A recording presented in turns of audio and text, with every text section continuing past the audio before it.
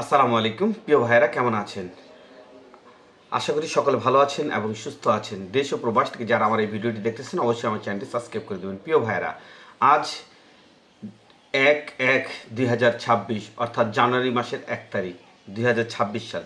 নতুন বছরের শুভেচ্ছা ও অভিনন্দন সকলকে। প্রিয় ভাইয়েরা, বছর আরেকটি শেষ হয়ে গেল, কিন্তু আমাদের দুঃখ দুর্দশাগুলো এখনও শেষ হলো না। প্রিয় ভাইয়েরা, আমরা আজকে শুনবো ঢাকা বিএফএস গ্লোবালের যে সর্বশেষ আপডেট, সেই আপডেটটি। তার আগে আরেকটি গুরুত্বপূর্ণ আপনাদের কথা বলে নিই। আপনারা আপনার মাধ্যমের সাথে একটু কথা বলবেন। সেটা হচ্ছে, যদি আপনার মাধ্যমেরা বলে থাকে যে আপনার কাগজটি আপডেট হয়েছে কিন্তু আপনাদেরকে কোনো ধরনের ডকুমেন্টস দেয়নি, তখন আপনারা কি করবেন?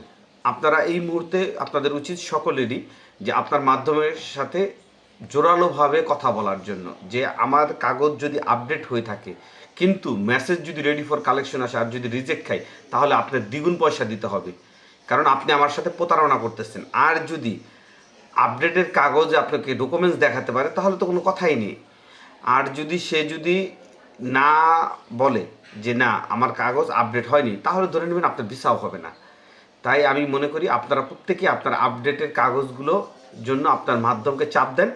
আর মাধ্যম যদি বলে আপডেট হয়েছে, কোনো কাগজ দেওয়া সম্ভব না, তখন আপনারা স্টাম্প করবেন যে যদি আপডেট হয়ে থাকে তাহলে অবশ্যই আমরা ভিসা পাবো, কোনো সমস্যা নেই। আর যদি আপডেট হওয়ার পর যদি রিজেক্ট আসে, রিজেক্টে তো কারণ দর্শাবে। এর কারণ হচ্ছে যখন সুই থেকে আপডেট না হওয়ার কারণেই তো রিজেক্টগুলো হচ্ছে।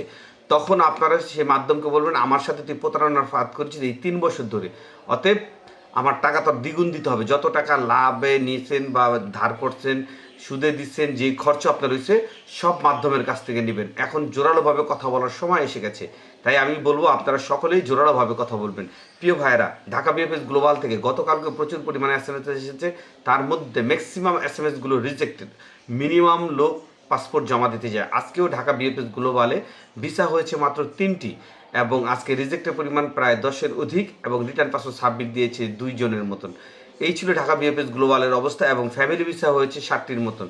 প্রিয় ভাইয়েরা, এর চেয়ে কম বেশি থাকতে পারে, এটা কারণ দীর্ঘ সময় থাকা সম্ভব না। যতটুকু আমি নিউজ পেয়েছি তাই আমি আপনাদেরকে দিলাম, যেহেতু আমি বিএফএস গ্লোবালে যাইনি। প্রিয় ভাইয়েরা, আপনাদের আরেকটি কথা বলে রাখি। বর্তমান সময় যেহেতু আগামী 4 তারিখ পর্যন্ত আপনার বিএফএস গ্লোবালে শুধুমাত্র রিটার্ন পাসপোর্টগুলো কার্যক্রম চলবে, এবং 4 তারিখের পর কিন্তু আপনাদের আবারও পাসপোর্ট সাবমিটের জন্য আপনাদের ডাকা হবে। তাই এই কয়েকদিন প্রচুর পরিমাণে আপনারা, অর্থাৎ আজকে বৃহস্পতিবার, এসএমএস আসবে। মনে করেন আজকেও অনেক এসএমএস আসবে, যা রবিবার দিন কালেকশন হবে, এটা আপনারা শিওর থাকেন। এবং এই সময়টা সবচেয়ে ক্রিটিক্যাল অবস্থা যাচ্ছে হলো নাপোলি শহরের ম্যাক্সিমাম রিজেক্টেড এসএমএসগুলো এইখানতে আসতেছে। তার মধ্যে আরেকটি দুঃখজনক কথা বলি। একটি বোন আমাকে মেসেজ দিল, তার হাজব্যান্ড তার নাকি ফ্যামিলি ভিসা রিজেক্ট হয়েছে। যাই হোক, ফ্যামিলি ভিসাও 2-একটা রিজেক্ট হচ্ছে, এই ধরনের নিউজে অলরেডি কানে আসতেছে। হয়তো বিস্তারিত সে আমাকে বলেনি, শুধু এতটুকুই জানিয়েছে।